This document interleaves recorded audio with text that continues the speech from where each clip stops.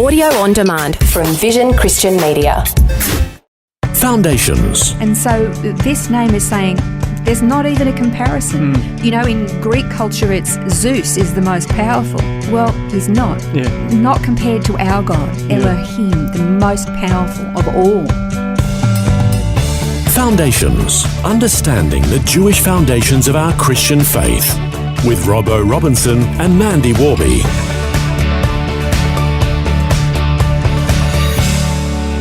Our finite humanness means that it's very difficult to understand who God is. He's revealed himself to us in a variety of ways to help us. And one of the ways is through his names. There are many different names that describe God.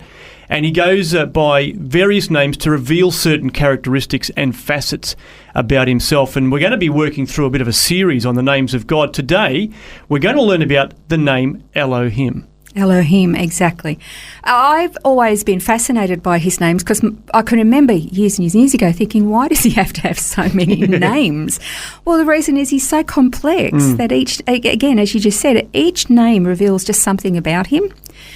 If you read Genesis 1:1, it says, in the beginning God created the heavens and the earth. Actually, I just want to jump in there. In the beginning God created it. Yeah, that's right. Every time I look at that now, I see that's the untranslatable word. But when it says God there, the Hebrew word is Elohim. So Elohim is the Hebrew word for God that appears in this particular verse. Actually, it appears many times throughout the Bible. But it's plural. Okay, El, it could possibly be Eloah, but El means God, and Him means that is a name that is plural. Now, this I've got to stress this. That doesn't mean that Elohim means many gods. All right, it just means that there is a plurality to who God is. Yeah. Hence, so many names, I guess, because he's so multifaceted. But we in the Christian world would say this is the Godhead, and then we would define it even further and say the Trinity. And really, it's interesting that in the first verse of the Bible, the Trinity is being hinted at, even in that name, isn't it? Precisely. I mean, remember when we talked about Shema, months ago now, and how Shema calls him Echad, it's one. Yet this particular name, right in the very first verse, is saying that he is plural, that he is not simply one as an isolated solo entity. So, it can be kind of confusing for, me. But again, I do want to emphasise again, this is not saying that God is multiple gods. Okay, because again, it can be very confusing. People will then, say, "Oh, you said God is many gods." No, he's not. There's a plurality to him, but he's not different gods. So the name Elohim it's very unique in Jewish thought, in that it occurs only in the Hebrew language. It's not found in any other Semitic languages either. The name itself is a reminder that he is the one responsible for absolutely everything we see around us. He created the heavens, the earth. He separated light from darkness, water and dry land, night and day. So he is this all-powerful, all-encompassing, everything God. That's what Elohim means. He is everything. This most powerful, most exorbitant, most extreme. If you think about what is the most powerful, multiply that by a bazillion. He is everything. It's all encompassed in this name. And not many people are aware of the fact that Jesus actually used a form of this particular name for God when he was in Gethsemane and when he was praying to the Father, where he said, Eloi, Eloi, lama sabachthani. He said, my God, why have you forsaken me? Actually, that wasn't Gethsemane. He was on the cross when he said that. But that word Eloi, Eloi is El. It's Eloi, Elohim. He was calling out in that darkest of times for the most powerful entity in the universe, his Father, who was the supreme power. And he was calling out to him in that agony that he was experiencing on the cross. You can read that in Mark 15.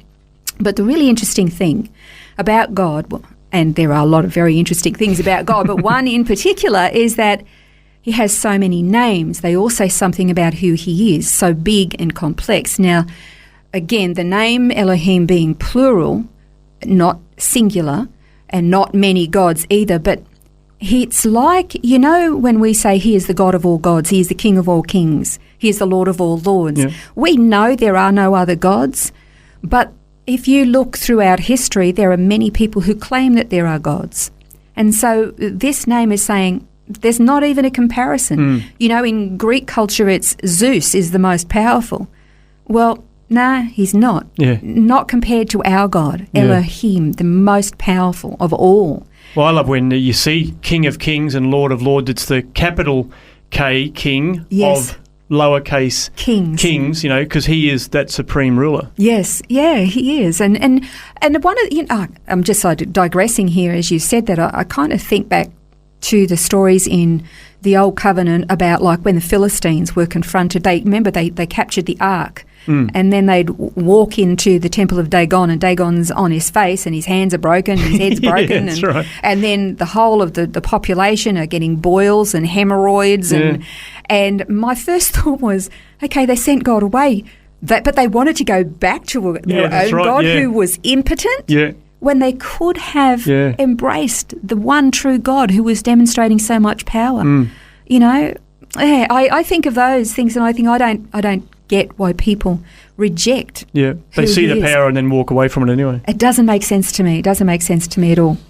Now, in Genesis 1:27, it says, God created man in his own image. In the image of God, he created him, male and female, he created them. Now, the Hebrew word for image is tselem, and it means likeness, resemblance, or a semblance, and it also can mean like a phantom and a figurative illusion or a representative figure, which is what we are. Sometimes what we do is we think we're made in his image and likeness because he's divine, we're divine. We are not gods. We are not divine. We may be eternal creatures, but we're not divine. What this here is saying, this image means that we are a resemblance of him, having his likeness. We are a figurative illusion or representative figure of him, but we are not divine like him. And we have to be really careful that we don't try to elevate ourselves to being like Elohim when we're simply his representative. And when you look at what Adam was commanded to do, he wasn't commanded to be God, he was commanded to be a steward. He was commanded to take care of, to name, to be a custodian of, and to care for the creation. We don't want to sort of confuse that because there is some fairly unhealthy doctrines going around about that.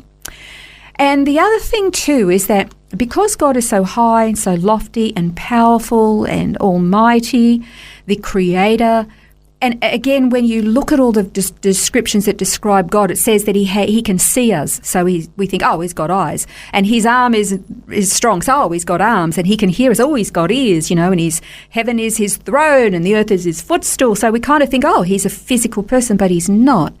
But he uses those words because that's our form and we can then relate to him and understand. And what's really important is that we don't humanize him, but that we remember that he is explaining himself in terms and according to methods that we can understand so that we can become or get to know him. But we also know that being sinful means that we cannot actually look upon God and survive. So how do we then have this reconciliation so that we can actually be in relationship with this loving creator who wants to be in relationship with us? Well, of course, we already know he sent Messiah, Jesus taking on the form of a human being and becoming like one of us, and yet actually not like us because he was sinless, he was perfect. But then you go, well, how do I still get to know the Father? And so I want to finish with this, because remember that when it was Philip who said to Jesus, he said, show us the Father, They'd been travelling with Jesus for 3 years. He said, show us the Father. He said, have I been with you so long and you yet have not come to know me? Philip, he said, he who has seen me has seen the Father. That is how we come face to face with the Father, is that we come face to face with the Son. We're in relationship with him. He cleanses us. He makes us clean. And the day is coming when we will breathe our last, and then we will actually stand face to face with him, and it will not be our demise, it will be our future. What a wonderful promise and something to look forward to. Well, we're going to explore another name of God in our next program. We're going to learn about the name El Roi. This has been Foundations, a look at the Jewish foundations of our Christian faith. For study notes, resources and more, see vision.org.au/foundations. Thanks for taking time to listen to this audio on demand from Vision Christian Media. To find out more about us, go to vision.org.au.